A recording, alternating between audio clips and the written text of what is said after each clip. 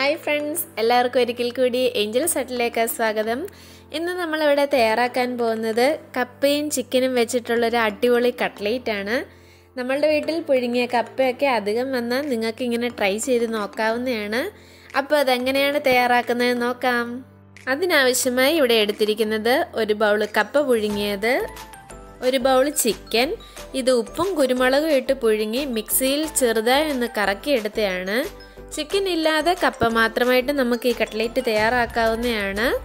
ഒരു സവാള ചെറുതായി അരിഞ്ഞത്, ഒരു ചെറിയ കഷ്ണം ഇഞ്ചിയും 3-4 വെളുത്തുള്ളിയും കൊത്തി അരിഞ്ഞത്, 2 പച്ചമുളക് ചെറുതായി അരിഞ്ഞത്, ഒരു ചെറിയ സ്പൂൺ മുളക് പൊടി, 1/4 ടീസ്പൂൺ മഞ്ഞൾ പൊടി, 1/2 ടീസ്പൂൺ ഗരം മസാല, ആവശ്യത്തിനുള്ള ഉപ്പ്, 1 ടീസ്പൂണോളം കുരുമുളക് പൊടി.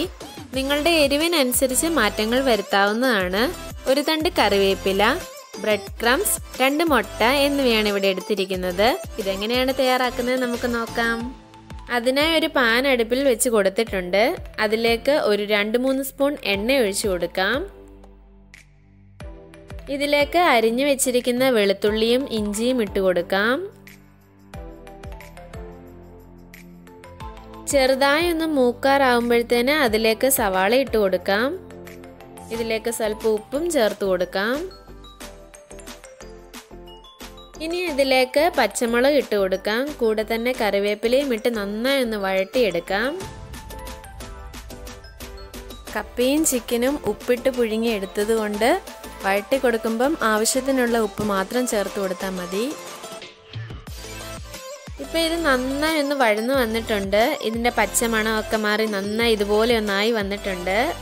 ഇനി തീ നന്നായി കുറച്ച് വെക്കാം. ഇതിലേക്ക് എടുത്തു വെച്ചിരിക്കുന്ന മഞ്ഞൾ പൊടി, മുളക് പൊടി, ഗരം മസാലപ്പൊടി ഇട്ടൊന്ന് ഇളക്കി യോജിപ്പിക്കാം. ഇനി ഇതിലേക്ക് കുരുമുളക് പൊടിയും ചേർത്ത് ഇളക്കാം. ഇനി ഇതിലേക്ക് എടുത്തു വെച്ചിരിക്കുന്ന ചിക്കനും കൂടെ ചേർത്ത് നന്നായി ഒന്ന് മിക്സ് ചെയ്തെടുക്കാം. ഇപ്പോൾ ദാ ഇതുപോലെ ഒന്ന് മിക്സ് ചെയ്തെടുത്തിട്ടുണ്ട്. ഇനി നമുക്ക് ഗ്യാസ് ഓഫ് ചെയ്യാം. ഇനി നമുക്ക് ഉപ്പിട്ട് പുഴുങ്ങി വെച്ചിരിക്കുന്ന ഈ കപ്പ നന്നായി ഒന്ന് ഉടച്ചെടുക്കാം.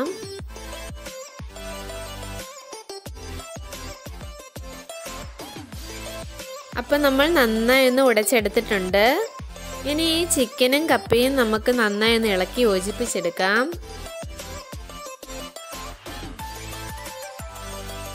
ഇപ്പം ഇതിനെ നന്നായി ഒന്ന് കുഴച്ച് ഇതുപോലെ ഒന്ന് ആക്കി എടുത്തിട്ടുണ്ട്. ഇനി നമുക്ക് എടുത്തു വെച്ചിരിക്കുന്ന മുട്ട രണ്ടും ഒരു പാത്രത്തിലേക്ക് ഒഴിച്ച് ഒരു നുള്ളു ഉപ്പും ചേർത്തൊന്ന് ബീറ്റ് ചെയ്തെടുക്കാം.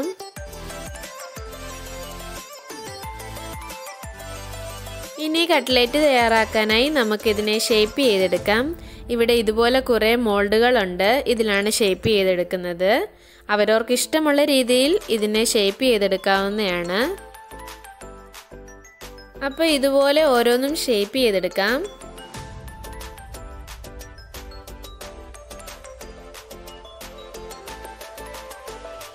അപ്പോൾ ഇതുപോലെ എല്ലാം ഒന്ന് ഷേപ്പ് ചെയ്തെടുത്തിട്ടുണ്ട്. ഇനി ഇതിനെ നമുക്ക് അടിച്ചെടുത്ത മുട്ടയിൽ മുക്കി ബ്രെഡ് ക്രംസിൽ ഒന്ന് പൊതിഞ്ഞെടുക്കാം.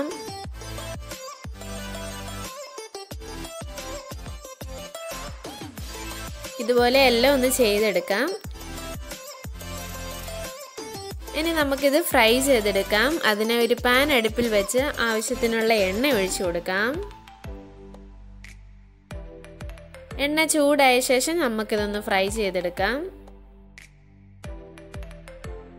ഇതിനകത്ത് എല്ലാ സാധനവും കുക്കായതുകൊണ്ട് പെട്ടെന്ന് തന്നെ ഒന്നായി കിട്ടും.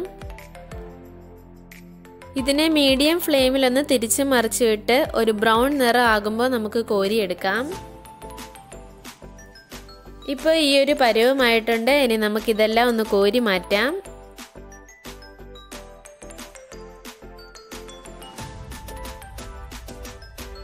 അങ്ങനെ ബാക്കിയുള്ളതൂടെ നമുക്ക് ഇതുപോലെ ഒന്ന് ഫ്രൈ ചെയ്തെടുക്കാം.